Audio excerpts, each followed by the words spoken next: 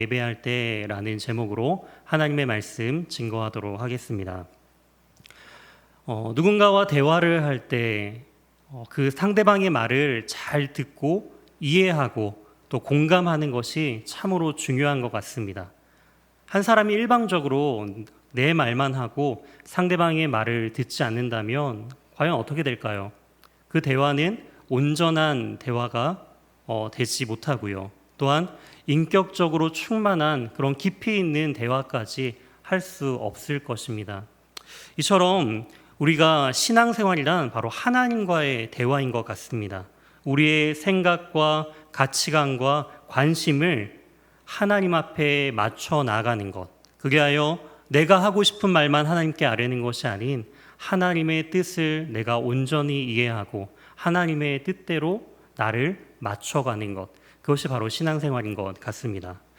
이처럼 오늘 본문은 이러한 신앙생활 과정 가운데 믿음이 어떻게 자라나가는지 그 과정을 우리에게 보여주고 있습니다. 그리하여 이 본문에 나타난 그 사마리아 여인이 온전한 믿음을 가지고 주님을 영과 진리로 예배하는 그 순간의 모습들을 살펴보심을 통하여서 우리도 주님 앞에 영과 진리로 온전히 예배로 나아가는 저와 사랑하는 우리 신일교회 모든 성도님들 되시길 주님의 이름으로 소망합니다. 오늘 본문 3절 말씀을 보시면은 이제 예수님께서는 유대를 떠나서 갈릴리로 가시고자 하는 것을 볼 수가 있습니다. 이제 갈릴리로 가시는데 이 갈릴리로 가는 그 길이 세 가지가 있습니다. 이 사마리아를 중심으로 해서 오른쪽으로 우회하거나 왼쪽으로 우회하는 길들을 보통 선호하고 그쪽으로 대부분 이동을 하는 것을 볼 수가 있습니다. 근데 가장 빠른 길은요, 직선으로 그 사마리아를 관통해서 지나가는 것이었습니다. 하지만 유대인들은 그렇게 하지 않았죠. 왜냐하면 그 사마리아 사람들을 부정한 자로서 여기면서 그 사람들과는 상종하지 않았기 때문에 이 사마리아를 통과해서 간다는 것은 정상적인 유대인의 생각과 관습으로는 도저히 갈 수 없는 길이었다라는 것이죠. 그런데 4절 말씀을 보시게 되면 이렇게 기록되어 있습니다. 사마리아를 통과하여야 하겠는지라 라고 기록되고 있습니다. 여기서 통과하여야 하겠다라는 뜻에서는 원어적으로는 반드시라는 의미가 함께 포함되어 있습니다. 즉 예수님께서는 사마리아를 그냥 빠르니까 가고자 하신 것이 아니라 반드시 내가 이 사마리아를 통하여 가겠다라고 하는 예수님의 신적인 의지가 강력하게 담겨져 있는 결정과 또한 주님께서 가신 그 길이다라는 것을 우리는 이해해 볼 수가 있습니다. 이제 예수님께서는 유대에서 갈릴리 지역으로 가시기 위하여서 그 사마리아 지역을 통과하면서 제자들과 함께 가시는 모습들을 볼 수가 있습니다. 드디어 이제 사마리아의 수가라 하는 동네에 이르게 됩니다. 그때 이곳은 야곱이 그 아들 요셉에게 준 땅과 가깝다라고 이렇게 표현하고 있죠. 즉, 이 사마리아 지역은 요셉 지파가 이제 분배받은 그 지역이다라는 것을 또한 성경은 언급하고 있습니다. 그리고 또 이 지역 가운데 그 6절 말씀을 보시게 되면 거기 또 야곱의 우물이 있더라. 예수께서 길 가시다가 피곤하여 우물 곁에 그대로 앉으시니 때가 6시쯤 되었더라 라고 기록하고 있습니다. 예수님께서 이제 그 수가라 하는 동네에 이제 도착하셔서 한 우물가에 앉아 계시는 모습들을 볼 수가 있다라는 것이죠. 예수님도 그 길을 걸어오시기에 굉장히 피곤하셨던 것 같습니다. 요한은 예수님의 신성을 많이 강조한 성경인데요. 특별히 예수님의 인성을 또한 피곤하신 모습, 그리고 목마르신 모습, 이러한 인성을 지금 요한은 강조를 하고 있다라는 것이죠. 그리하여 피곤한 몸을 그대로 우물 곁에 앉으시는 모습을 볼 수가 있습니다. 꼭 이 모습은 예수님께서 반드시 사마리아를 통하여 가겠다라는 그 의지 가운데 앉음을 통하여서 이제 내가 도착지에 이제 도착했구나라는 그러한 뉘앙스를 우리에게 보여주고 있다라는 것이죠. 이제 예수님은 예수님의 뜻 가운데 신적인 의지로서 예수님께서 원하신 그곳에 도착하셨다라는 것입니다. 그런데 그때가 몇 시라고 나와 있죠? 바로 6시쯤 되었다라는 것입니다. 이 6시라는 것은 유대적인 시간으로 계산을 다시 해본다면 바로 정오 12시를 의미한다라는 것이죠. 햇볕이 가장 뜨겁게 내리쬐는, 사람이 가장 목마름을 느끼는 그 정오, 그 시각에 주님께서는 이 우물가에 앉아 계시는 모습들을 우리는 살펴볼 수 있습니다. 그리고 이제 제자들은 먹을 것을 사러 동네로 흩어져서 먹을 것을 사러 갑니다. 그때 한 여인이 예수님 근처로 이 우물가에 나와 물을 기르러 나오는 모습을 볼 수가 있죠. 바로 7절 말씀입니다. 7절 말씀을 보시면은 사마리아 여자 한 사람이 물을 기르러 왔음에 예수께서 물을 좀 달라 하시니 라고 기록되어 있습니다. 지금 이 우물가에 등장하는 그리고 남아있는 사람은 예수님과 그리고 이 사마리아, 이름도 등장하지 않는 사마리아 한 여인 단 둘이만 남아있는 모습들을 볼 수가 있다라는 것이죠. 그때 예수님께서는 이 여인에게 물을 달라라고 요청을 하십니다. 유대인의 관습상 여인에게 1대1로 대화하는 것도 이게 허용되지 않은 그러한 상황이었고요. 또한 이방 그 사람에게 물을 구함을 통하여서 이방인과 접촉하고 또한 이방인을 통하여서 물을 얻어서 마시게 되는 것은 곧 율법적으로는 자신을 부정케 하는 행위이기 때문에 유대인들은 결코 이러한 요청을 하지 않죠. 근데 예수님께서는 굉장히 특이하게도 이 사마리아 여인에게 물을 달라라고 요청을 1대1로 이야기하는 것을 볼 수가 있습니다.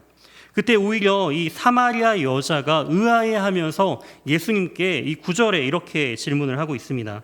사마리아 여자가 이르되 당신은 유대인으로서 어찌하여 사마리아 여자인 나에게 물을 달라 하나이까 하니 이는 유대인이 사마리아인과 상종하지 아니함일러라 라고 기록하고 있습니다.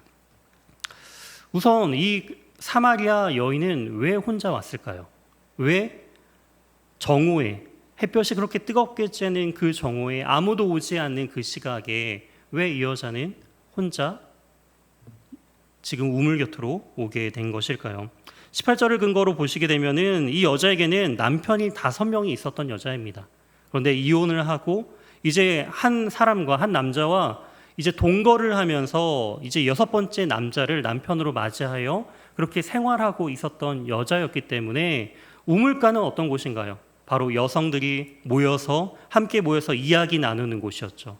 그 동네에서 모든 소문의 근원지가 바로 이 우물가였을 것입니다. 그렇기 때문에 이 여인은 이 다른 여자들의 그러한 수근수근대는 그 소리와 여러 가지 그러한 자신을 경멸하는 듯이 바라보는 그들의 시선을 피하여서 혼자 온 것을 볼 수가 있습니다. 그런데 이 여자는 부정한 여자인가요? 음탕한 여자인가요? 많은 사람들이 그렇게 생각합니다. 왜냐하면 지금 남편이 6번째 남편을 지금 맞이하여서 살아가고 있는 여자이기 때문이었죠. 그런데 가만히 생각해 보시면 당시에 그 여성에게는 그 이혼에 대해서 먼저 요청할 권한이 없었습니다. 일방적으로 남성이 이혼을 요청할 수가 있고요. 또한 재혼에 대한 부분들도 이 남성이 자유롭게 하고 있었던 그러한 시대적인 배경으로 이해를 해본다면 이 여인은요, 남편을 5번째 갈아치운 여자가 아닌 5번이나 사랑했던 남편에게 버림받은 상처받은 여인이었음을 우리는 알 수가 있습니다. 그렇게 상처받은 마음으로 사람들이 자신에게 수근수근하는 그 소리를 너무나 듣기 괴로워한 나머지 아무도 오지 않는 그 시간을 찾아 혼자 외로이 그 우물가를 찾은 그 간절한 마음으로 온 여인이었다라는 것이죠. 그런데 갑자기 유대인이었던 예수님께서 자신에게 물을 달라고 하니까 굉장히 황당한 거예요. 왜 유대인들은 이 사마리아 사람들을 이토록 경멸하고 싫어했을까요? 우선 그 기원전 722년에 북이스라엘이 아수르에 의해서 멸망을 당합니다. 그때 북이스라엘 수도가 바로 사마리아였죠.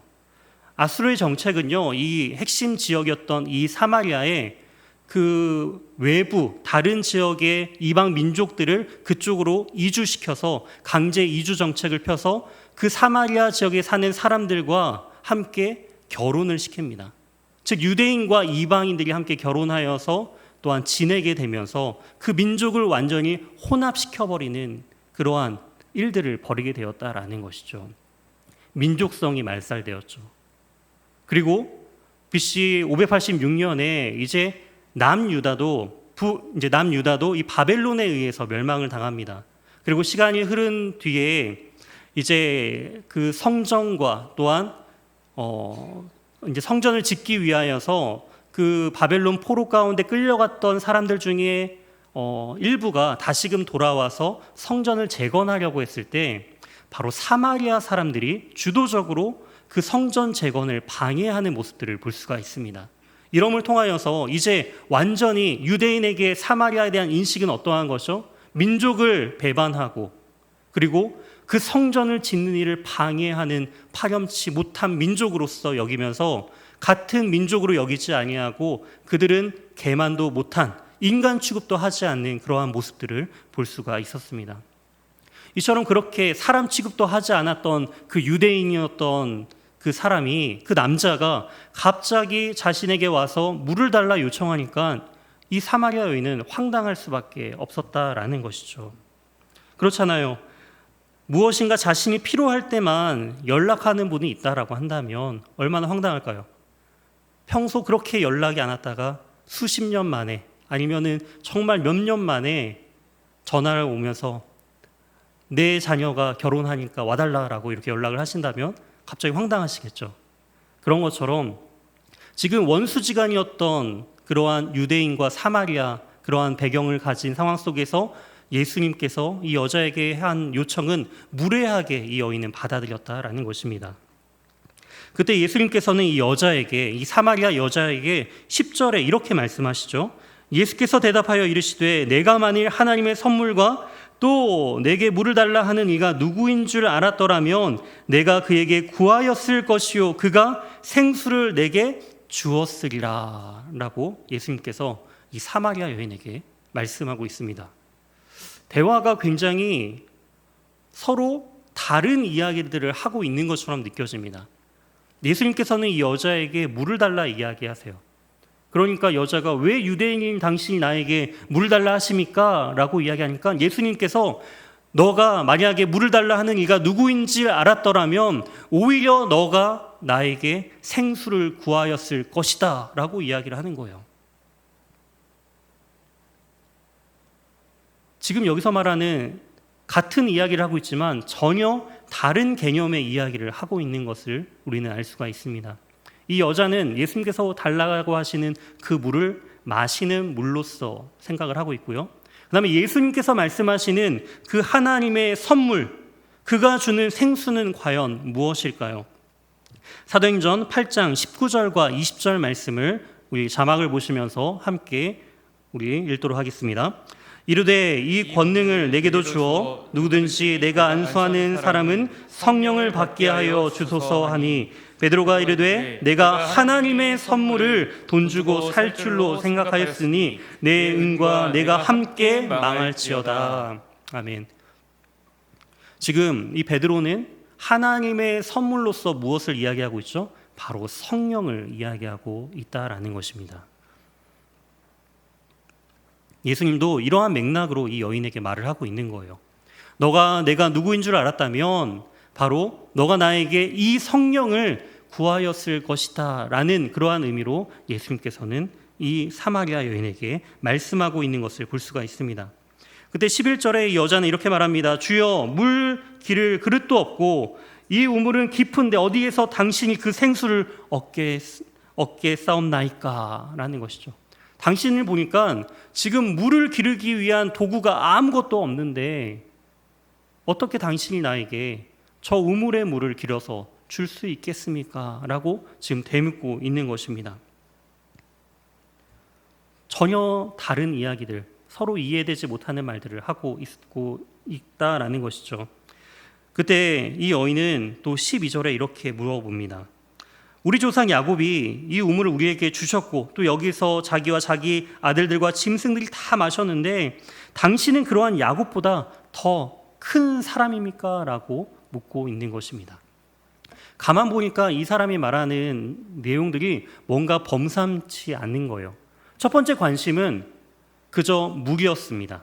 저 사람이 나에게 어떻게 물을 줄 수 있을까라는 그것이 이 여인의 관심이었죠.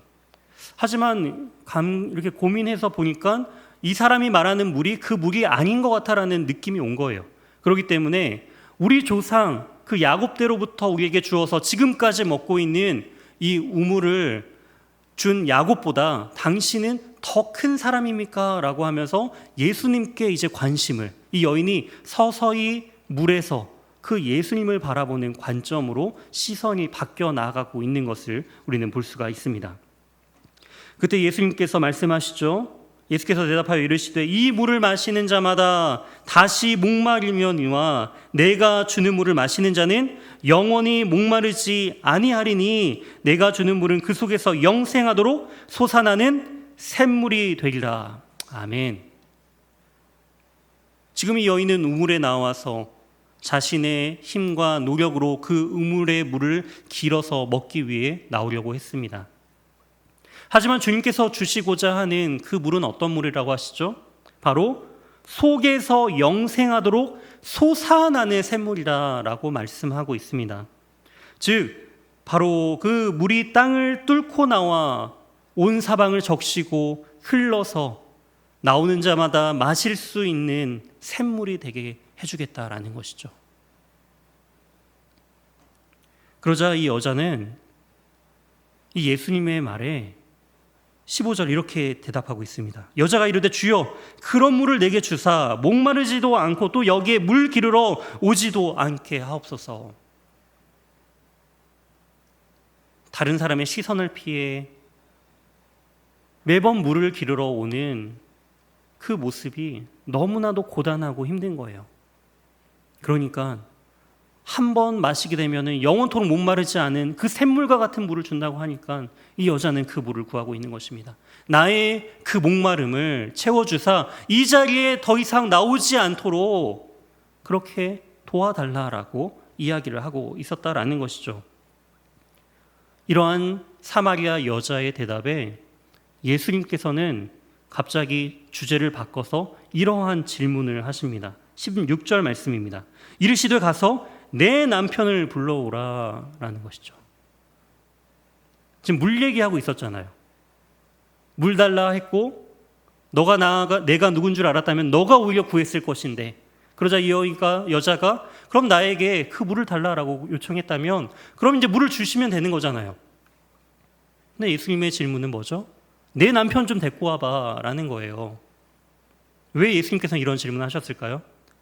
도저히 이 여자가 말이 안 통하니까 그 남편을 불러다가 좀 이야기를 좀 해봐야겠다라는 생각으로 남편 좀 불러와라 라고 말씀하셨을까요? 그런 의도가 아니겠죠. 남편을 불러오라라고 하니까 이 여자가 17절에 이렇게 대답합니다. 여자가 대답하여 이르되 나는 남편이 없나이다. 예수께서 이르시되 내가 남편이 없다 하는 말이 옳도다. 너에게 남편 5이 있었고 지금 있는 자도 내 남편이 아니니 함께 지금 동거하는 중이니 그래 너 말이 참되도다 라고 이야기를 하고 있다라는 것이죠. 왜 예수님은 갑자기 물 이야기를 하시다가 이 여자에게 남편 이야기를 하고 계신 것일까요? 왜냐하면 이 여자의 진정한 목마름은 육체적인 목마름이 아니었기 때문이다라는 것이죠.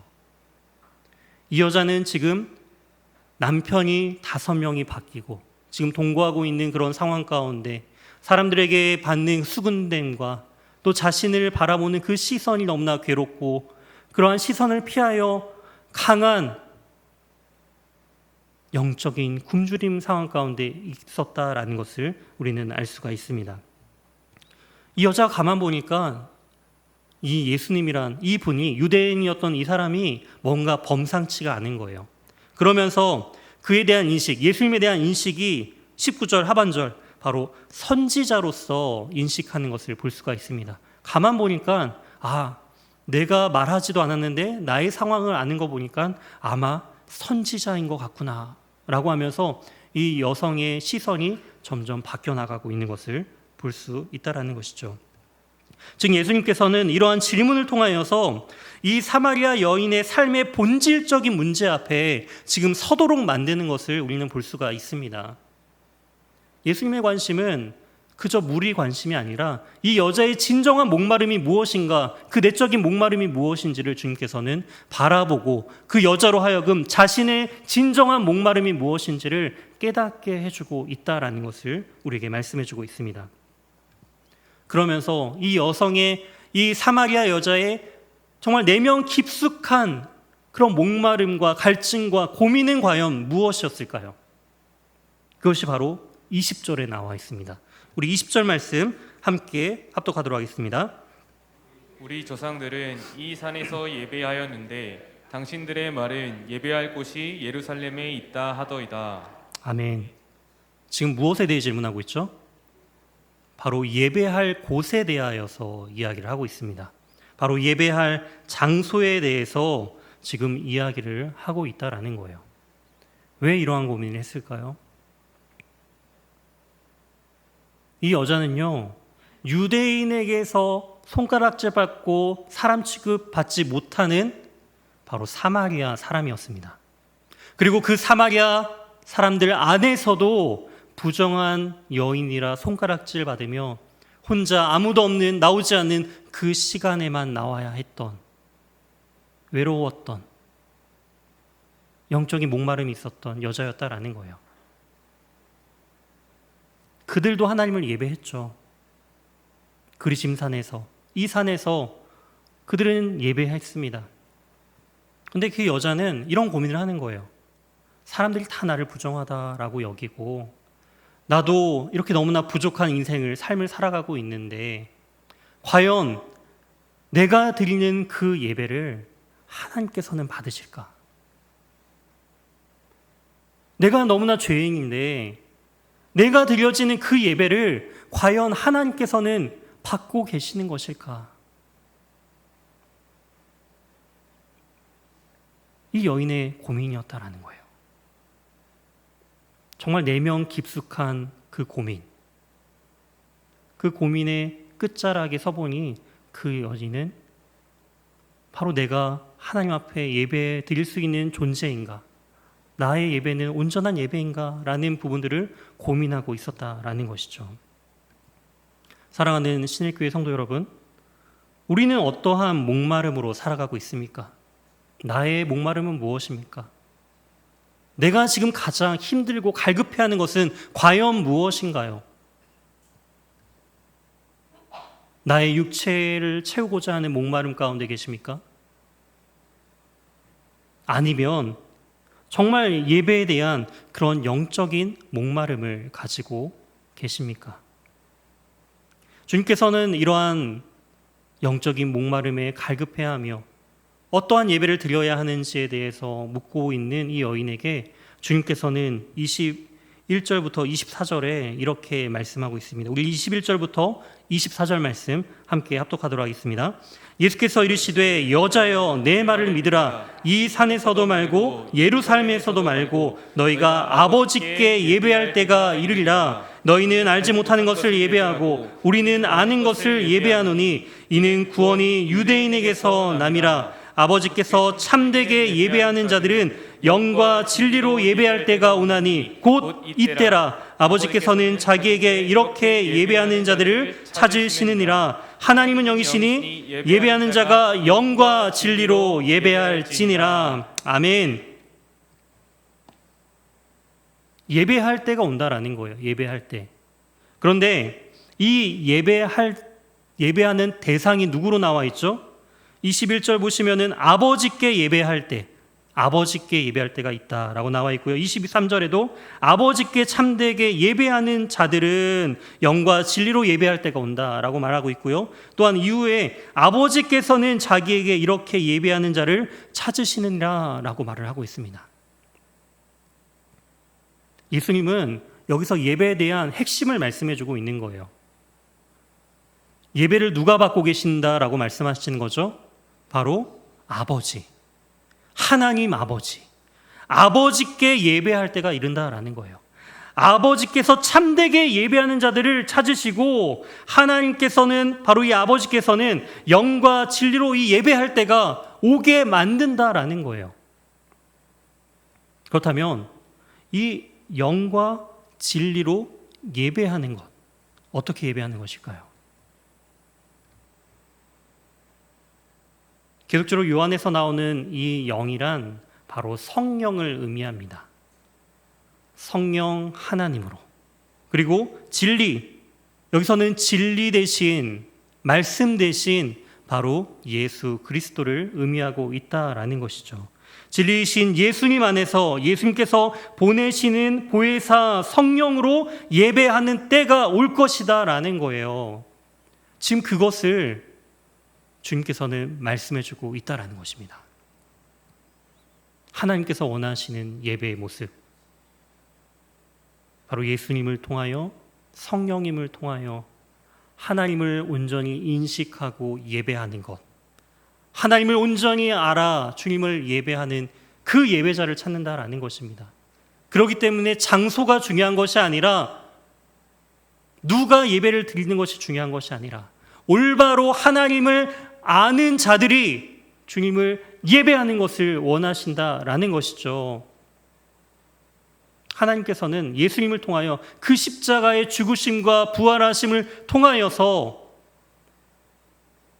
하나님의 그 때를 이루실 것이다 라고 지금 우리에게 말씀해 주고 있는 것입니다.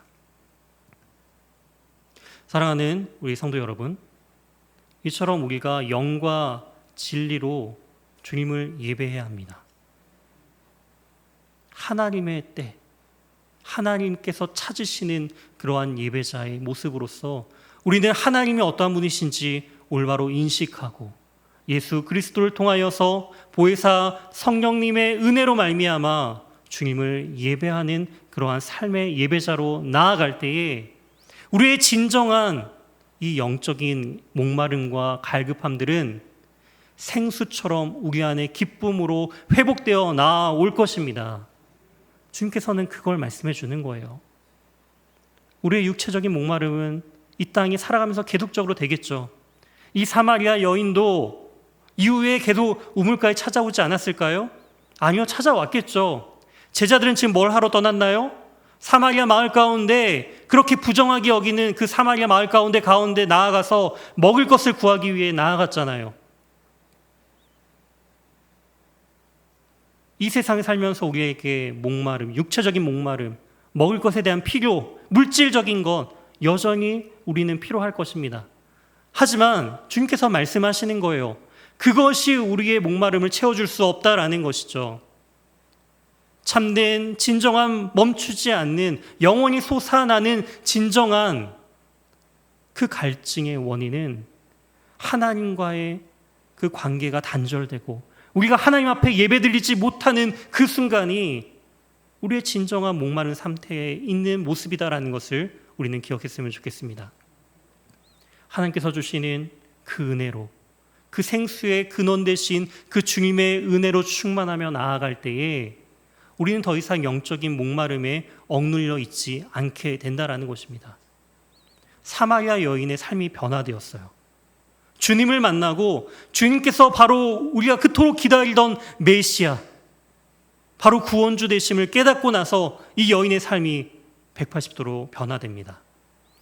그렇게 사람들을 피하여서 정오에 나와 물을 깃던 이 여자는요, 담대히 마을 가운데 나아가 자신이 만나고 누렸던 그 생수의 근원 되신 예수 그리스도를 증거하고 그 받은 은혜를 전하는 전도자로서의 삶을 살아가게 된다라는 것이죠.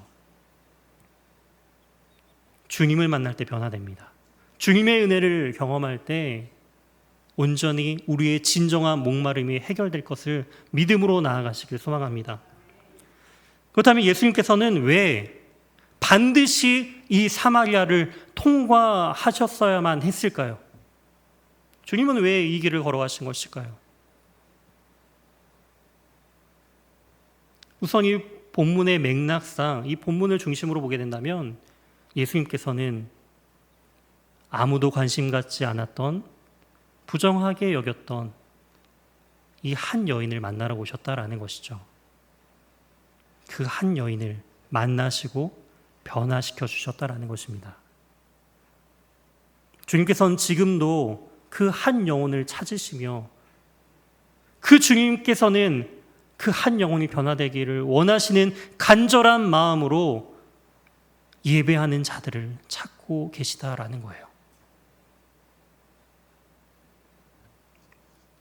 사도행전 1장 8절 말씀 우리 함께 합독하여 함께 읽도록 하겠습니다. 오직 성령이 너희에게 임하시면 너희가 권능을 받고 예루살렘과 온 유대와 사마리아와 땅끝까지 이르러 내 증인이 되리라 하시니라. 아멘. 예수님께서 좀 거시적인 관점에서 보시게 되면 사마리아를 통과하신 이유가 바로 이 사도행전 1장 8절에 기록되어 있습니다. 오직 그 성령, 주님께서 그 약속하신 그 성령이 임하시면 너희가 권능을 받고 예루살렘과 온 유대와 그리고 어디요? 사마리아와 땅끝까지 이르러 내 증인이 되리라 라고 말씀하셨다라는 거예요. 예루살렘과 온 유대와 땅끝이 아닙니다. 사마리아를 반드시 지나가야만 땅끝이 나올 수 있다라는 거예요. 주님께서는 그거를 제자들에게 몸소 보여주셨던 것입니다. 너희들이 그렇게 개처럼 여기고 구원이 없다 말하는 그 사마리아를 통과하여야만 비로소 내 복음이 땅끝까지 전파될 수 있다라는 것입니다. 사랑하는 우리 신일교회 성도 여러분, 우리의 사마리아는 과연 어디입니까? 주님, 제가 거기만은 제발 피해가게 해주세요.